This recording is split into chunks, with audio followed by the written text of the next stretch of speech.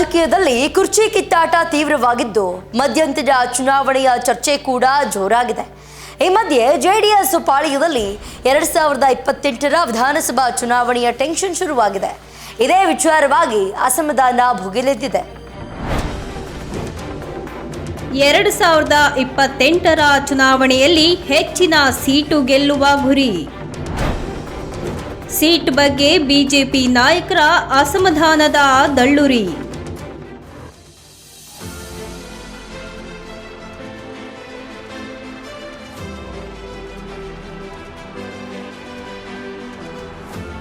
ಎರಡ್ 2023ರ ಮೇ 20ರಂದು ಪ್ರಚಂಡ ಗೆಲುವಿನೊಂದಿಗೆ ಕರ್ನಾಟಕದಲ್ಲಿ ಗದ್ದುಗೆ ಏರಿರುವ ಕಾಂಗ್ರೆಸ್ ಸರ್ಕಾರದಲ್ಲಿ ಕುರ್ಚಿ ಕಾದಾಟ ಹೆಚ್ಚಾಗಿದೆ. ಸಿಎಂ ಸೀಟ್ಗಾಗಿ ನಾ ಮುಂದು ತಾ ಮುಂದು ಅಂತ ಸಿದ್ದು ಹಾಗೆ ಡಿಕೆಶಿ ನಡುವೆ ನೇರ ಸಮರ ನಡೀತಾ ಇದೆ. ಈ ಮಧ್ಯೆ ರಾಜ್ಯದಲ್ಲಿ ಮಧ್ಯಂತರ ಚುನಾವಣೆ ನಡೆಯುವ ಬಗ್ಗೆ ಕೂಡ ಚರ್ಚೆ ಜೋರಾಗಿದೆ. ಇದು ಸಹಜವಾಗಿಯೇ ಕಾಂಗ್ರೆಸ್ ಹಾಗೆ ಮೈತ್ರಿ ನಾಯಕರಲ್ಲಿ ಕುತೂಹಲ ಹೆಚ್ಚಿಸಿದೆ. ಈ ನಡುವೆ 2028ರ ವಿಧಾನಸಭಾ ಚುನಾವಣೆ ಮೇಲೆ ದಳಪತಿಗಳು ಈಗಲಿಂದಲೇ ಸಿದ್ಧತೆ ನಡೆಸುತ್ತಿದ್ದಾರೆ. ಹೆಚ್ಚು ಸೀಟ್ಗಳಲ್ಲಿ ಸ್ಪರ್ಧಿಸಿ ಟಕ್ಕರ್ ಕೊಡೋದಕ್ಕೆ ಈಗಲಿಂದಲೇ ಪ್ಲಾನ್ ಮಾಡ್ತಿದ್ದಾರೆ. ಪ್ರತ್ಯೇಕವಾಗಿ ಆದರೂ ಹೆಚ್ಚು ಕ್ಷೇತ್ರ ಗೆಲ್ಲುವ ತವಕದಲ್ಲಿದ್ದಾರೆ ದಳಪತಿಗಳು. ಆದರೆ ಇದಕ್ಕೆ ಮೈತ್ರಿ ನಾಯಕರಲ್ಲಿ ಅಸಮಾಧಾನ ಉಂಟಾಗಿದೆ. ಮುಂದಿನ ಚುನಾವಣೆ ಕುರಿತು ಬಿಜೆಪಿ ಹಾಗೆ ಜೆಡಿಎಸ್ ನಾಯಕರಲ್ಲಿ ಅಸಮಾಧಾನ ಭುಗಿಲೆದ್ದಿದೆ.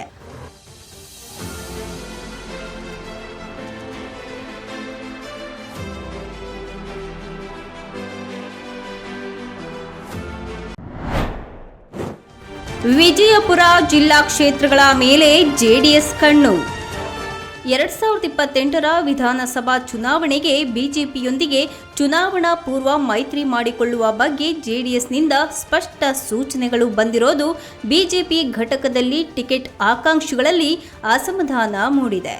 ಫೆಬ್ರವರಿ 27ರಂದು ವಿಜಯಪುರದಲ್ಲಿ ಪಕ್ಷದ ಬೆಳ್ಳಿ ಮಹೋತ್ಸವ ಆಚರಣೆಯ ಭಾಗವಾಗಿ ನಡೆದಂತಹ ಜೆಡಿಎಸ್ನ ಕಿತ್ತೂರು ಕರ್ನಾಟಕ ಪ್ರಾದೇಶಿಕ ಸಮಾವೇಶದ ನಂತರದ ಬೆಳವಣಿಗೆಗಳು ಹಾಗೆ ವಿಜಯಪುರ ಜಿಲ್ಲೆಯ 4 ವಿಧಾನಸಭಾ ಕ್ಷೇತ್ರಗಳಲ್ಲಿ ಬಿಜೆಪಿ ಕಾರ್ಯಕರ್ತರಲ್ಲಿ ಅಸಮಾಧಾನ ಮೂಡಿಸಿದೆ. ಹಕ್ಕು ಸಾಧಿಸಲು ಮುಂದಾದ್ರ ಎಚ್ಡಿಡಿ. ಕೇಂದ್ರ ಸಚಿವ ಮತ್ತು ಜೆಡಿಎಸ್ ನಾಯಕ ಎಚ್.ಡಿ. ಕುಮಾರಸ್ವಾಮಿ ಹಾಗೆ ಮಾಜಿ ಪಿಎಂ ಎಚ್.ಡಿ. ದೇವೇಗೌಡರು ನಾಗಠಾಣ, ಇಂಡಿ, ದೇವರ ಹಿಪ್ಪರಗಿ ಹಾಗೆ ಬಸವನ ಬಾಗೇವಾಡಿ ವಿಧಾನಸಭಾ ಕ್ಷೇತ್ರಗಳಿಗೆ ಸಂಭಾವ್ಯ ಅಭ್ಯರ್ಥಿಗಳನ್ನು ಸಾರ್ವಜನಿಕವಾಗಿ ಅನುಮೋದಿಸಿದ ನಂತರ ಬಿಜೆಪಿ ವಲಯದಲ್ಲಿ ಆತಂಕ ಉಂಟಾಗಿದೆ.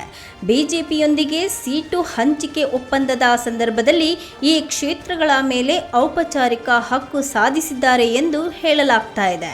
ಜಿಲ್ಲೆಯ ದೇವರ ಹಿಪ್ಪರಗಿ ಕ್ಷೇತ್ರವನ್ನ ಜೆಡಿಎಸ್ ಶಾಸಕ ರಾಜುಗೌಡ ಪಾಟೀಲ್ ಪ್ರತಿನಿಧಿಸ್ತಾ ಇದ್ದಾರೆ. ಉಳಿದ 3 ಕ್ಷೇತ್ರಗಳಲ್ಲಿ ಕಾಂಗ್ರೆಸ್ನಿಂದ ಸ್ಪರ್ಧಿಸಿ ಪರಾಜಯಗೊಂಡಂತಹ ನಾಯಕರನ್ನ ಅಭ್ಯರ್ಥಿಗಳೆಂದು ಬಿಂಬಿಸಲಾಗಿತ್ತು. ಹೀಗಾಗಿ ಇವರು ಬಿಜೆಪಿಯಿಂದ ಟಿಕೆಟ್ ಪಡೆಯುವುದಕ್ಕೆ ತಳಮಟ್ಟದ ಪಕ್ಷವನ್ನ ಸಂಘಟಿಸ್ತಾ ಇದ್ದಾರೆ. ಬಸವನ ಬಾಗೇವಾಡಿಯ ಅಪ್ಪುಗೌಡ ಮನಗೂಳಿ, ನಾಗಠಾಣದ ದೇವಾನಂದ ಚೌಹಾಣ್ ಹಾಗೆ ಇಂಡಿಯಾ ಬಿ.ಡಿ. ಪಾಟೀಲ್ ಅವರು ಅವರಲ್ಲಿ ಸೇರಿದ್ದಾರೆ. ಗೆದ್ದ ಮತ್ತು ಸೋತ ಅಭ್ಯರ್ಥಿಗಳನ್ನು ಒಂದೇ ವೇದಿಕೆಯಲ್ಲಿ ಬೆಂಬಲಿಸುವ ಮೂಲಕ ಮುಂದಿನ ಚುನಾವಣೆಗೆ ಮುಂಚಿತವಾಗಿ ಸಂಘಟನಾತ್ಮಕ ಸಿದ್ಧತೆಯನ್ನ ಪ್ರದರ್ಶನ ಮಾಡೋದಕ್ಕೆ ಜೆಡಿಎಸ್ ನಾಯಕರು ಪ್ರಯತ್ನ ಮಾಡ್ತಿದ್ದಾರೆ. ಮೈತ್ರಿಕೂಟದಲ್ಲಿ ಹೆಚ್ಚಿನ ಸ್ಥಾನಗಳನ್ನು ಪಡೆಯುವುದು ಜೆಡಿಎಸ್ನ ಹಕ್ಕು. ಆದಾಗ್ಯೂ ಬಿಜೆಪಿ ಹೈಕಮಾಂಡ್ ಅಂತಿಮ ನಿರ್ಧಾರ ತೆಗೆದುಕೊಳ್ಳುತ್ತೆ. ಜಿಲ್ಲೆಯ 8 ಕ್ಷೇತ್ರಗಳಲ್ಲಿ ಎನ್ಡಿಎ ಗೆಲ್ಲೋದು ಖಚಿತ ಎಂದು ಬಿಜೆಪಿ ಜಿಲ್ಲಾಧ್ಯಕ್ಷರು ಹೇಳಿದ್ದಾರೆ. ಈ ಕಿತ್ತಾಟದ ನಡುವೆ ವಿಜಯಪುರದ 4 ಕ್ಷೇತ್ರದ ಟಿಕೆಟ್ ಯಾರ ಪಾಲಾಗಲಿದೆ ಎಂಬುದೇ ಕುತೂಹಲ.